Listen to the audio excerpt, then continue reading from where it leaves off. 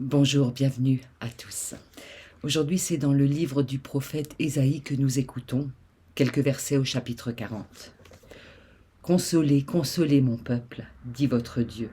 Parlez au cœur de Jérusalem, dites-lui que son combat est terminé, qu'elle s'est acquittée de sa faute, qu'elle a déjà reçu du Seigneur le double de ce qu'elle méritait pour tous ses péchés. Quelqu'un crie dans le désert, frayez le chemin du Seigneur, aplanissez une route pour notre Dieu dans la plaine aride. Que toute vallée soit élevée, que toute montagne et toute colline soient abaissées, que les reliefs se changent en terrain plat et les escarpements en vallons. Alors la gloire du Seigneur se dévoilera et tous la verront ensemble. C'est la bouche du Seigneur qui parle. Quelqu'un crie. On répond, que crierai-je ? Toute chair est de l'herbe, tout son éclat est comme la fleur des champs. L'herbe se dessèche, la fleur se fane, quand le souffle du Seigneur passe dessus. Vraiment le peuple est de l'herbe se dessèche, la fleur se fane, mais la parole de notre Dieu subsistera toujours. Monte sur une haute montagne, Sion, toi qui portes la bonne nouvelle. Élève avec force ta voix, Jérusalem, toi qui portes la bonne nouvelle. Élève ta voix, n'aie pas peur. Dis aux villes de Juda, votre Dieu est là. Le Seigneur Dieu vient avec force, son bras lui assure la domination. Il a avec lui son salaire, sa rétribution le précède. Comme un berger, il fera paître son troupeau, de son bras il rassemblera des agneaux et les portera sur son sein. Il conduira les brebis qui allaitent. Imaginez le contexte de la rédaction du livre d'Ésaïe. Nous sommes en exil, tout est fini. Il n'y a plus de roi, il n'y a plus de temple, il a été détruit, il n'y a plus de peuple. Il ne reste rien, il ne reste que les yeux pour pleurer. La proclamation du prophète Ésaïe se situe dans ce contexte de l'exil où les Israélites ont été emportés ailleurs, où il ne reste plus rien. Alors, du peuple sortent des options, des explications sur cette catastrophe qui leur est arrivée. Il y a différentes options théologiques, si on veut. La première option est de dire « Notre Dieu est un Dieu vaincu ». En fait, les divinités babyloniennes sont plus puissantes que Dieu d'Israël.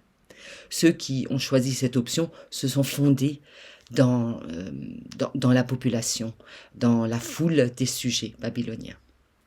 Deuxième option, le peuple de Dieu a été agressé, les lieux saints profanés, mais Dieu se vengera et vengera aussi son peuple injustement frappé.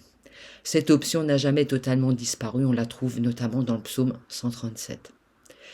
Par aveuglement nationaliste, cette option postule l'innocence du peuple élu. Cependant, la durée d'exil rend l'idée d'une vengeance rapide assez difficile à tenir. Troisième option, le peuple est une victime innocente dont la souffrance momentanée sert la gloire de Dieu. C'est une certaine interprétation du chapitre 53 d'Ésaïe. Et puis, dernière option, c'est de reconnaître la faute d'Israël, la culpabilité de Dieu et la justice, aussi reconnaître la justice de Dieu dans la catastrophe de 587 avant Jésus-Christ, date de l'exil. Mais si on soutient cette dernière option, celle de la culpabilité du peuple, quel message d'espoir reste-t-il à annoncer ? Est-ce qu'il y a encore un espoir et dans quelles conditions on peut proclamer, annoncer cette espérance? Et c'est là qu'Ésaïe entre en scène. Ce prophète ne fait pas d'objection à sa mission. On a des Moïse ou des Jonas qui essayent de se défiler. Ésaïe, non. Ésaïe porte la voix de son peuple. Il la porte comme on porte une parole liturgique dans les cultes. Il prépare en fait le peuple à recevoir, à écouter la voix de Dieu. Vous avez certainement remarqué dans ce passage cette succession et cette insistance sur le champ lexical de la voix. Une voix crie, annoncez à mon peuple à haute voix. Quelqu'un crie dans le désert, quelqu'un me dit crie. La parole de Dieu dure à toujours. Sion, élève ta voix. On a une succession là d'occurrences de ce thème de la voix. Il y a dans ces quelques versets des annonces qui rappellent la transmission hiérarchique des décisions du roi, du conseiller du roi à la cour, aux ministres et aux officiers supérieurs. Ensuite, les messagers qui annoncent la voix du roi au peuple.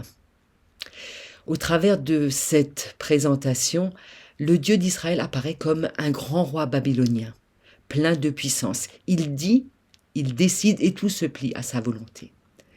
Alors qu'est-ce qu'elle annonce, cette voix? Elle dit: Dieu se manifeste personnellement comme il l'a fait au temps de l'Exode, au Sinaï. Alors il est question de bien plus que d'une délivrance de l'exil, que d'un retour à la terre. Ce qui est annoncé ici, c'est la venue de Dieu en personne, la venue de Dieu dans l'histoire des hommes, sa révélation même aux yeux de tous les peuples. Ce sont eux tous qui doivent voir que la bouche du Seigneur a parlé. C'est cette expression qu'on trouve dans ce texte. C'est une formule étrange et étonnante qui authentifie le discours de la voix. Les faits vont confirmer ce que la voix a annoncé. La parole va s'accomplir. À bien des égards, l'Église d'aujourd'hui peut se considérer aussi comme un peuple en exil.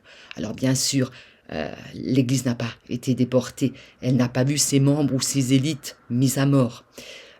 L'Église a toujours ses temples. Il lui reste la possibilité d'exister comme groupe religieux, de mettre en œuvre ses convictions. Si elle n'est pas déportée, elle subit un affaissement numérique. On est de moins en moins nombreux. Et je trouve aussi une certaine forme de dépression qui met en cause son avenir. Les membres de l'Église se souviennent toujours bien du temps où les temples étaient pleins, où les confirmants étaient nombreux, où les engagements étaient partagés, où tout ne reposait pas sur les mêmes personnes. En rester à cette nostalgie ne donne malheureusement pas d'élan pour aujourd'hui ni pour demain. Avoir des regrets ne tourne pas le regard sur ce qu'on est capable de faire aujourd'hui et ce qu'on prévoit pour demain. L'Église n'a pas été déportée, elle n'est pas réellement en exil. Elle s'est cependant longtemps identifiée à une forme de société occidentale, rurale ou bourgeoise. Et alors elle se trouve désemparée quand cette structure-là s'effondre.